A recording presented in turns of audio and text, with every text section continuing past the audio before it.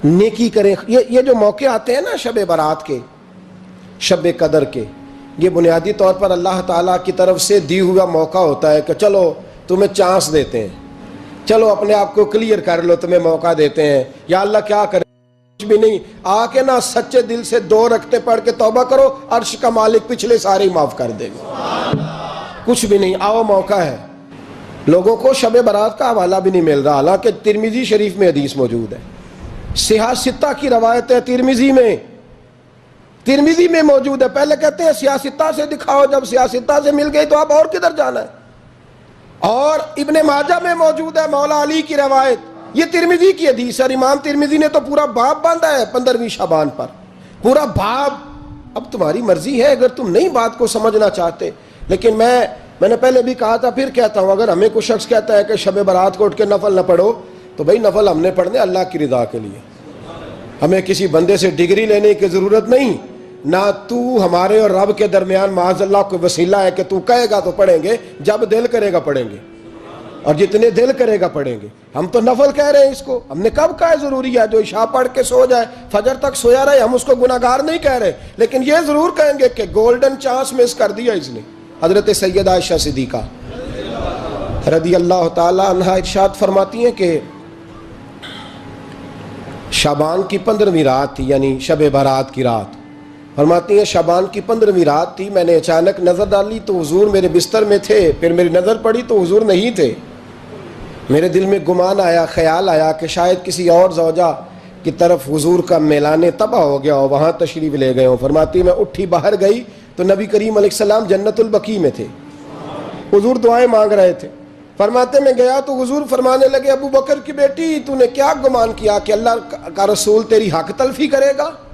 عرض کی حضور آپ مالک ہیں، کہیں اور جانا چاہیں تو میری طرف سے پابندی نہیں. کہتی ہے وہاں کھڑے کھڑے میرے رسول کریم نے بیان فرمایا. یہ ترمذی کے لفظ ہیں. حضور نے فرمایا عائشہ یہ شعبان کی 15ویں رات ہے، مدینے میں سب سے زیادہ بکریاں بنو کلب کا قبیلہ پالتا تھا.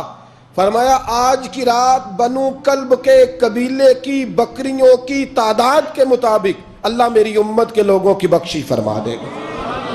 جناب عائشہ صدیقہ رضی اللہ تعالی عنہ نے بات رات کو سنی تنہائی میں نبی پاک سے، رات کو تنہائی میں حضور سے سنی. سویرے جناب عائشہ نے کل امت کو بتائی. اگر یہ بات اہمیت والی نہ ہوتی تو بی بی صاحبہ آگے روایت کرتی، یہ کتابوں میں آتی، یہ لوگوں کو بتاتی. حضرت عائشہ نے روایت کیا اور مولا علی شیر خدا نے تو کھل کے کہا. ابن ماجہ میں حضرت علی سے پیار کرنے والوں کے لیے الگ عنوان. مولا علی نے کھل کے فرمایا شعبان کی 15ویں رات کو رات عبادت کرنا اور سویرے روزہ رکھنا. ویسے تو رب کریم ہر روز تہجد کے وقت پہلے آسمان پر نزول اجلال فرماتا ہے اور لوگوں کو فرماتا ہے کوئی بخشش مانگنے والا؟ اور فرمایا ہر روز تہجد کے وقت یہ اعلان ہوتا ہے، پر شب برات کو نا شروع رات سے یہ اعلان شروع ہو جاتا ہے. ادھر دیکھو میری طرف، مغرب سے اعلان شروع ہو جائے گا. اللہ کرے آپ کو سمجھ آئے. اور بھائی یہاں باہر لوٹ سیل لگ جائے، یہاں ابھی سیل لگ جائے، 5000 والا جوڑا 1500 میں، تو رش ختم ہوگا. اور بھائی اگر یہ لگ جائے، چلو یہ تو دور کی بات ہے نا، ہم تو لنگر والے لوگ ہیں. اگر لنگر کا اعلان ہو جائے کہ بڑا تگڑا ہے، بڑا تگڑا، ہمارے ہاں تو شادی کی روٹی کھلتی ہے تو لوگ آخری روٹی سمجھ کے کھاتے ہیں کہ شاید اللہ ماشاءاللہ یہ آخری ہے، اس کے بعد نہ ملے گی. جب اعلان ہوتا ہے اور دعوت ہوتی ہے کہ کھلا ہے جی کھاؤ، کیا حشر ہوتا ہے، کیا انداز ہے. مولا علی شیر خدا حدیث روایت کرتے ہیں، رنگ کیا ہے. فرمایا باقی راتوں میں نا تھوڑا سا پیکج ہوتا ہے، تھوڑا سا. آخری حصے میں رات کے شب برات کو نا رات چڑھتے ہی اللہ پہلے آسمان پر جو اس کی شان کے لائق ہے نزول جلال فرماتا ہے، اور پہلا جملہ یہ فرماتا ہے کوئی معافی مانگنے والا؟ اللہ کرے آپ کو سمجھ آئے. یعنی معافی دینے والا کہہ رہا ہے چلو آؤ ادھر، آؤ ذرا معافی مانگو، میں معاف کرنے آیا ہوں. مانگو معافی. ہے کوئی معافی مانگنے والا؟ معاف کر دیں گے.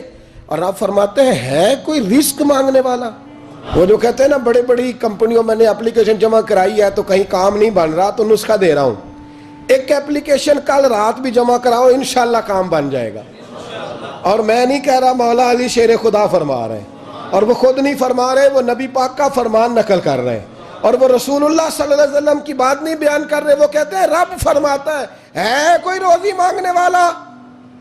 سارے سیٹھوں، نوابوں، جاگیرداروں کے پاس جا جا کے تھک گئے ہو، ایک دن میرے کہنے پر، ایک رات، ایک دیہڑی ذرا شب برات والی لگا کے تو دیکھو۔ پر شرط یہ ہے کہ یقین کامل ہو کہ شب برات کو ایک دو ساتھی کو کہا رات کو عبادت کر کہتے جی وہ تو ٹھیک ہے پر سویرے چھٹی نہیں، کام کرنا ہے۔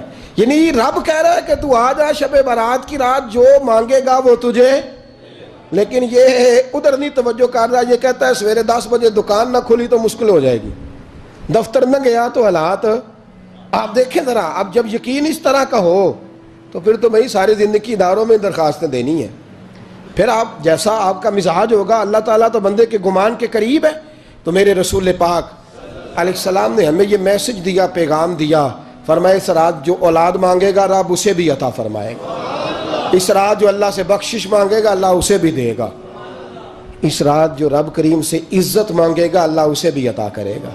شارحین نے لکھا اس رات جو رب سے پردہ پوشی مانگے گا اللہ اسے پردہ پوشی بھی عطا کرے گا، جو جنت کا سوالی ہوگا رب اپنے فضل سے عطا فرمائے گا، کوشش فرمائے گا۔ 10 محرم کو ہمارے ہاں لوگ جاتے ہیں قبرستان، وہ کسی حدیث سے ثابت نہیں، میں منع نہیں کر رہا، جائیں 9 محرم کو جائیں، 10 کو جائیں، 11 کو جائیں، 8 کو جائیں، سفر میں جائیں، ربیع الاول میں جائیں، قبرستان میں جب بھی جائیں منع نہیں ہے، لیکن شب برات والی رات تو خود رسول کریم گئے ہیں نا قبرستان۔ اب جو بات میں نے سمجھانی ہے اس کو سمجھیں، نبی پاک کی والدہ کا مزار نہیں ہے وہاں جنت البقیع میں، حضور کے کو بھائی بہن، حضور کیا کرنے گئے؟ امت کی بخشش کے لیے گئے۔ شب برات کی رات لالچی نہ بنے کہ صرف میں نے اپنے لیے روزی مانگنی ہے، کل امت کے لیے مانگے رب کریم سے، مانگے اپنے بھائی کے لیے، مانگے اپنی بہن کے لیے، مانگے اپنے بیٹے کے لیے، مانگے اپنی بیٹی کے لیے، مانگے اللہ کریم سے۔ یہ مانگنے کی رات ہے۔ پچھلی راتی رحمت رب دی کرے بلند آوازہ، بخشش منگن وارے کارن کھلا جے دروازہ، آئیں اللہ کی بارگاہ میں اس رات کو کھل کے دعا مانگیں۔ قبرستانوں میں نہ کچھ قبریں ایسی ہیں کہ جو بتاتی ہیں کہ سالوں بیت گئے ہیں کوئی آیا نہیں،